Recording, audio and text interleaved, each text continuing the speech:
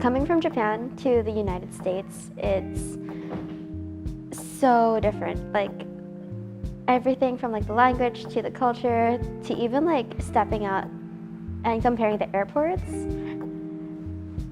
I don't know how to describe it, but you can tell you're not in Japan anymore, even though you're still in an international setting. And so I think the biggest challenge was like, so my dad's in the Navy, and it's like a subculture within a subculture within another culture, and then you have another culture over here. And so it's like, you're American, but you live overseas, you're part of the military community, you're a military dependent, and you're also in Japan, and you're also Japanese at the same time. And so it's like, who are you? Like, I still don't know the answer to that question. And so moving back to California, or moving to California because it's my first time, it's like, I have no accent, like my English is good. I think I have an accent that pops up sometimes, but it's manageable. But when they ask like, so where are you from? And I'm like, do you mean like where I was born or where I've lived the longest? Or like, what are you asking? And so it's a journey of self-development and self-awareness, but also it's currently in the process. And so it's just this jumbled mess I'm trying to untangle right now.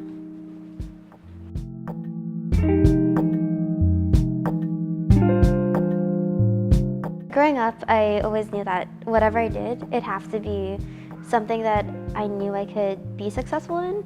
And also, I really wanted it to be something that I enjoyed. There's always this ingrainment of like public service, advocacy, and also sacrifice. And so I didn't really get into politics until my senior year of high school. And I took an AP Gov course, and I was like, wow, this is super interesting. I was actually one of the students who didn't do so well in politics, or that class specifically, but I found it super interesting.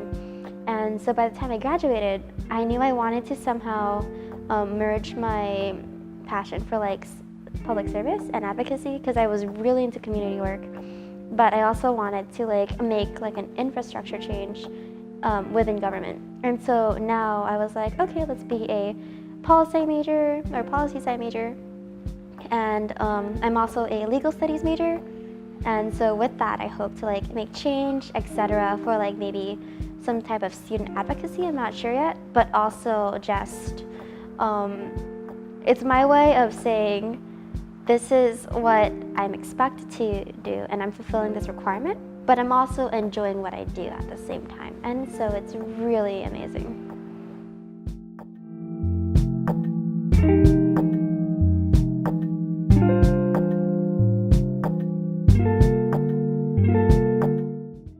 The first one was that I realized you don't move.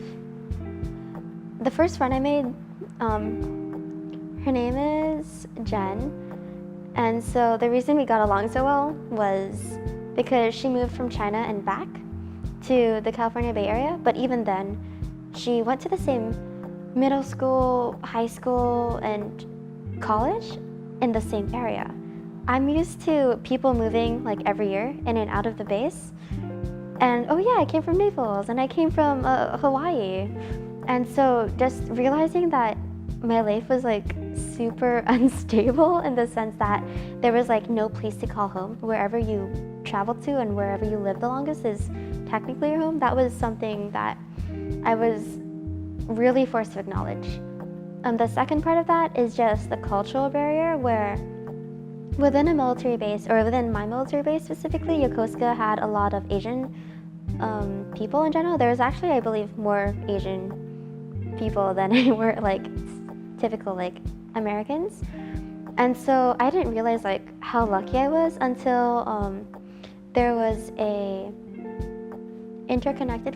connecting flight at the Los Angeles airport, the International Los Angeles airport, and I walked out and everyone looked the same, and I was like, what's going on? Like, it was just so different. And then the other part of that is the culture, or the language, because there's so many people with so many different cultures. and languages, it seemed pretty normal to have like a mixture of everything. And also just being in Japan, you're going to hear a lot of Japanese. And so there was English spoken, but not that much compared to being submerged in a place where speaking English is like the primary like language you're going to be using. And so that was definitely like really hard to adjust to. Like even now I'll go and I'll like bow to people instead of like shake their hands, or I'll like say like sumimasen, like excuse me, but it's in Japanese and they look at me and I'm like, I'm so sorry. So that's pretty interesting. Some people are super touchy-feely, and I wasn't used to that because try not to invade other people's personal space was what I was taught. And over here they're like, give me a hug, and I'm like, okay, maybe not.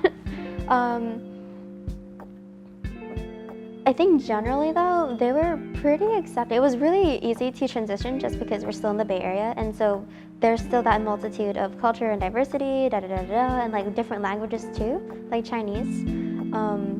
And so that definitely helped the transition. But the biggest thing is just the way that I've noticed that the way Americans express themselves, it's a lot more open. It's a lot straightforward, versus in Japan, you have to really watch what you say, how you act, even the way you walk and like what you wear to an extent, compared to the US where it's a lot more carefree.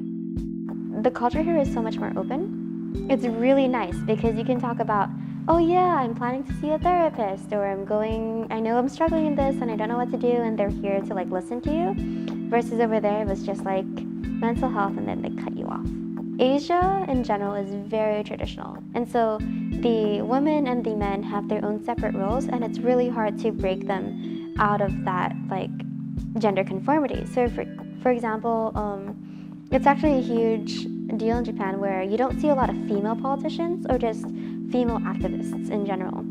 You go to Indonesia and you see a lot of women who are like socialites or successful CEOs running jewelry businesses or something like that. And then you'll see the men who are super successful. They have everything going for them, and part of the reason is that it's a very male-dominant society.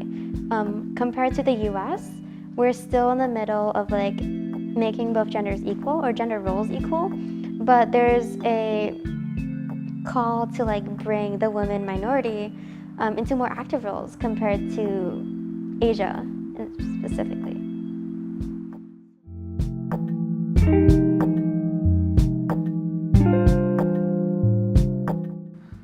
In everything you do, whether it's educational or whether you're doing it because you enjoy doing it, or even when you're working, it depends on your matter of perspective and what you're trying to accomplish, why you're doing it, and why you're still choosing to do it, even though it might cause like unnecessary stress to your life. And so what I'm getting at is like finding and understanding your purpose in what you're doing, and also whether you find joy in what you're doing. And so those are two really important aspects in order to like make you a successful person, not maybe by like Asian standards, but just for your own well-being.